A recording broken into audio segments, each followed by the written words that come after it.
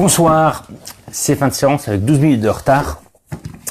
Et donc, je viens de voir Equalizer 2. Toujours réalisé par Antoine Fuqua, comme le premier, toujours avec Denzel Washington et avec Bill Pullman et d'autres acteurs qu'on a déjà vus dans le numéro 1. Alors, pour ceux qui sont pressés, qui veulent aller se coucher ou qui voient la vidéo en différé et qui veulent savoir tout de suite à quoi s'en tenir, eh ben, c'est un très bon polar, surtout bien écrit en termes d'écriture, très ambitieux même en termes d'écriture. On se permet des métaphores et des symboles, donc c'est pas qu'un film d'action. Donc ceux qui voudraient voir qu'un film d'action, bah c'est pas du Skyscraper ou c'est pas du Mission Impossible qui est à l'affiche en ce moment. C'est beaucoup plus en mode thriller, comme on disait, une époque polar. Il y a du psychologique, on installe l'ambiance. Et puis ça renforce ces scènes d'action assez courtes souvent, mais très violentes, très directes, beaucoup plus réalistes que dans beaucoup de films. On imagine plus que dans un combat, quel qu'il soit, quelqu'un d'entraîné, s'il souhaite tuer en tout cas, va directement taper aux points vitaux, carotides, coups, différents, les coups de couteau sous les côtes, les genoux, ce genre de choses. Tout ça, c'est bien dans le film. Si vous connaissez un petit peu comment se déroule ce genre d'entraînement, ou simplement peut-être si vous avez vu des docus, si vous avez fait des arts martiaux, etc. On va souvent, en tout cas, quand on doit aller directement au chaos, on va dire, même sans tuer la personne, on va toujours au plus efficace, et c'est ce que le film propose. Alors, plus en détail maintenant. Donc, en gros, ceux qui ont aimé Equalizer 1 aimeront le 2, je pense. Plus en détail maintenant, sur le côté plus artistique des choses, moins le côté combat. Donc, le côté combat, c'est réglé, c'est plutôt bien fait, même si ça reste du cinéma. Attention, hein, je dis pas que Denzel Washington sait faire tout ça forcément.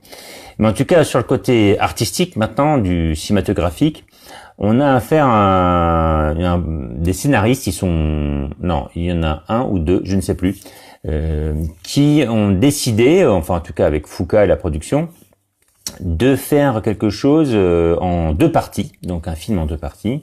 Une première partie qui présente différents personnages et qui nous présente à nouveau Robert McCall, donc le héros principal, le héros tout court, qui donc aide les gens en détresse, qui n'ont nulle part où aller, personne vers qui se tourner pour les aider. Et donc il sauve les gens à ses heures perdues. Ça c'est tiré de la série dont est tiré le film, The Equalizer. Et donc ce Robert McCall en fait n'est pas forcément un type forcément sympathique, puisqu'on sait qu'il a un passé sombre. Et attention, il y aura des petites révélations à partir de maintenant. Petits spoilers, et on sait qu'il a un passé sombre et qu'il a fait partie de groupes d'élite affiliés plus ou moins à la CIA. Eh bien, on va en retrouver certains dans ce deuxième volet. Et pour cela, on les voit très peu dans la première partie du film. Par contre, on voit beaucoup de gens, notamment que conduit, puisqu'il est chauffeur Uber dans ce film, Robert McCall. C'est son petit boulot. Il ne travaille plus dans le magasin de bricolage du premier épisode. Et il conduit des gens, et alors par exemple, il conduit quelqu'un qui est passé par les camps de concentration, et cette personne a perdu sa sœur, donc est en deuil. Et puis il y a aussi un plus jeune africain-américain qui habite dans le même immeuble que lui, que Robert McCall, et qui lui aussi a perdu quelqu'un, en l'occurrence son frère. Et donc il y a toute une galerie de personnages comme cela qui en fait sont mis en parallèle à la vie de Robert McCall, puisque Robert McCall a perdu lui sa femme. Et donc c'est intéressant de la manière dont les scénaristes présentent les choses. Et l'identification ne se fait pas donc avec le héros, parce que surtout dans la deuxième partie, on voit que c'est quand même un mec peu recommandable finalement. même s'il fait des bonnes actions, il est prêt à tuer les gens qu'il pense qu'il juge qu'il faut punir, même s'ils ont femme et enfant. Donc c'est quelqu'un de sans pitié, et donc pour qu'on puisse le suivre et toujours être de son côté, la première partie installe une identification, avec les gens qu'il fréquente, les gens qu'il aide, que ce soit simplement le conduisant en voiture ou que ce soit en les sortant des gangs, etc. Donc en fait, le processus inconscient pour le spectateur, c'est pas de se dire j'aimerais bien être ce mec, parce qu'on n'a pas envie d'être The Equalizer, parce que c'est vraiment quelqu'un de seul, quelqu'un de dur, et quelqu'un qui n'est bien que quand il aide les autres, mais c'est des moments fugaces dans sa vie. Il n'a pas fait le deuil de la mort de sa femme, par exemple. En tout cas, il ne semble pas. Et donc, on est à ses côtés parce qu'on pourrait être une des personnes qui l'aide. On pourrait être son voisin, on pourrait être la personne qu'il conduit dans sa Chevrolet Malibu. On pourrait être tous ces gens autour qui sont des gens, on va dire, plus normaux, qui sont pas capables de tuer 5 personnes en 15 secondes, 29 secondes, parce qu'ils chronomètrent. Non, voilà. Donc, cette manière de nous intéresser au personnage sans forcément s'identifier à lui, sans forcément devoir l'aimer, c'est assez intéressant.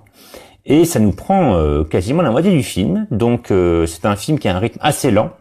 C'est à la fois sa qualité qui permet un petit peu de se baigner dans cette ambiance, et en même temps c'est son défaut parce que de temps en temps c'est quand même un peu trop lent, et juste quand ça perd un peu de rythme, on arrive dans la deuxième partie où là il doit avoir affaire à ses anciens potes, parce que comme on l'a vu dans la bande-annonce, une personne qui lui est chère est tuée, et ça vous le voyez dans la bande-annonce, donc ça on nous le survend pas, on nous dit bon bah c'est ça qui va se passer, mais c'est parce que c'est pivot dans le film, mais c'est pas ça le plus important. Ce qui va être important, c'est les raisons, les pourquoi, et dans cette deuxième partie, si la première partie fait de la psychologie interne en faisant des parallèles entre les gens, entre la souffrance intérieure de chacun, la deuxième partie va montrer la colère qui vient de cette souffrance en faisant de la psychologie externe avec une métaphore filée autour de la tempête et de la mer, un peu la mer qui a été évoquée dans le premier épisode avec le vieil homme et la mer. Et donc cette tempête qui monte, une tempête vraiment, une véritable tempête. Il y a un peu de vent, d'abord des feuilles qui s'envolent, qui sont filmées. Et donc, on sent là que la tempête monte au fur et à mesure du film, et surtout la deuxième partie. Et donc, il y a vraiment presque deux films distincts, sauf que la deuxième partie a besoin de l'installation, de l'exposition faite dans la première, pour que vraiment on soit avec lui, on soit avec Robert McCall, et qu'on le suive jusqu'au bout. Dans les défauts, eh bien, c'est les défauts de ces films américains du genre, même quand ils sont très bien faits comme celui-ci. Les gros tournants, les pivots, les coups de théâtre, on les voit venir à 15 000. Voilà, c'est-à-dire que là, même les personnes qui étaient avec moi l'ont aussi vu venir. Bon, c'est pas dérangeant parce que le film a toutes les qualités que je viens d'énoncer, mais bon, voilà, c'est-à-dire qu'il y a zéro moment surprenant. Donc, si vous voulez un film surprenant, c'est loupé. Si vous voulez vraiment un film d'action, c'est pas ça non plus. Mais il est efficace sur sa longueur, et surtout il est efficace pour autre chose. Autre point fort du film, c'est la réalisation d'Antoine Fuqua, qui a été déjà très intéressant dans des films comme Le Roi Arthur de Clive Owen, comme dans Equalizer 1 évidemment, et puis comme dans un autre film qui est devenu culte avec Denzel Washington également, qui est Training Day. À chaque fois, Antoine Fuqua, il a une manière de faire les choses assez étonnante, c'est-à-dire qu'il opte pour utiliser un plan par séquence quasiment, enfin plutôt un angle de caméra, dirons-nous. Au début du film, on veut montrer que le temps passe, enfin angle de caméra ou effet, on montre que le temps passe en faisant un panoramique assez lent sur la ville, où le temps est accéléré. Voilà, c'est-à-dire que l'image à l'écran accélérée, on voit les nuages bouger rapidement, etc., plus rapidement qu'ils bougent naturellement.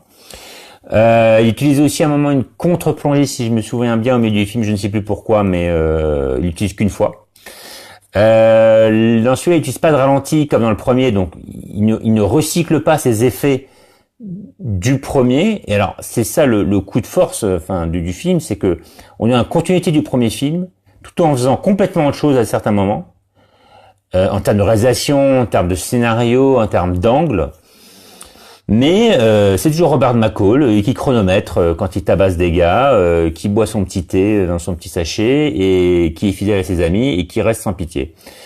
Donc il y a une sorte de double mission réussie, la mission de faire quand même une suite, donc cohérente avec le premier, et la deuxième de se renouveler. Mais au lieu de faire la surenchère comme on voit dans trop de suites de films américains, on n'a pas joué la surenchère, on a joué la petite différence, on a joué le côté de je chiade mon scénario, je fais plus de psychologique, et c'est pas parce qu'on connaît déjà le personnage que je vais aller directement au but, je prends mon temps, ça plaira pas à tout le monde, mais je prends mon temps, et il y a des scènes presque qui sont inutiles en termes de faire avancer le scénario, de faire avancer l'histoire, mais qui permettent, comme je le disais, de s'identifier aux personnages autour de Warren McCall, et d'être attrapé émotionnellement, si vous voulez.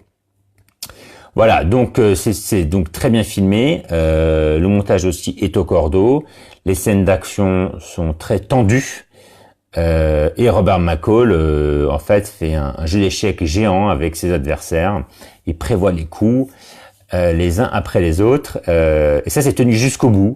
Donc, on nous fait pas le coup de, il se fait blesser, il doit être... Non. Robert McCall, il est plus fort que vous. Il prévoit avant vous, et c'est ça le plaisir de The Equalizer, qui était le plaisir d'ailleurs de la série à l'époque. Donc dernière chose par rapport au film, il y avait ça qu'il y a une troisième mission, c'est quand même d'être dans la continuité de la série, et c'est le cas. Voilà, c'est le cas. Donc globalement, alors pas une bonne surprise. C'est vrai qu'il y a beaucoup de bonnes surprises, je trouve, cette année au cinéma.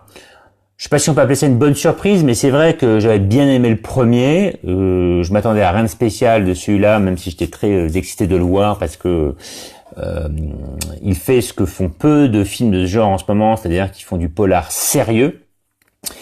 Et et comme disait un ami qui est venu avec moi au cinéma, il y avait un petit côté Ghost Dog, donc voilà, Monsieur Sclérou. Il a bien raison, c'est vrai qu'il y a un petit côté Ghost Dog, même si le film s'emballe plus vers la fin qu'un Ghost Dog et que c'est moins un film contemplatif et moins un film un peu foufou qu'un Ghost Dog. Mais c'est vrai que et c'est pas parce que c'est à chaque fois un Africain-Américain, hein, c'est pas du tout pour ça. C'est vraiment en termes de rythme, en termes de personnage seul qui veut aider les autres. Il y a un petit rapport, c'est vrai. Voilà, donc je considère ça comme une bonne surprise dans le sens où je m'attendais pas vraiment à un film qui tape sur le psychologique, sur le social, qui est un film qui parle en fait, qui a une ouverture, qui dit qu'on a tous un peu les mêmes soucis, qu'on a tous des deuils, qu'il faut savoir surmonter ça, qui est un film qui parle quelque part un petit peu d'acceptation. C'était assez hallucinant de voir ça pendant la première heure du film, mais bon, c'est le cas. Ils ont décidé de jouer cette carte-là. Plutôt intéressant et voilà, de voir un film qui continue à pas faire trop d'humour. Il y en a un peu plus que dans le premier. Il y a 3 vrais gags, on va dire, mais qui désamorcent pas la tension, voire qui en rajoutent. Donc Equalizer 2, encore un bon film cette année. Voilà, ça avait commencé doucement et puis là, on enchaîne. 2-3 films assez intéressants après The Guilty, Detective D, Woman at War et Equalizer 2, donc dans des genres vraiment différents. C'est fort bien. Et bien voilà. Et écoutez, on se retrouve bientôt. Donc le film sort dans 2 jours. Hein. Voilà. Pour une fois, je suis à l'avant-première.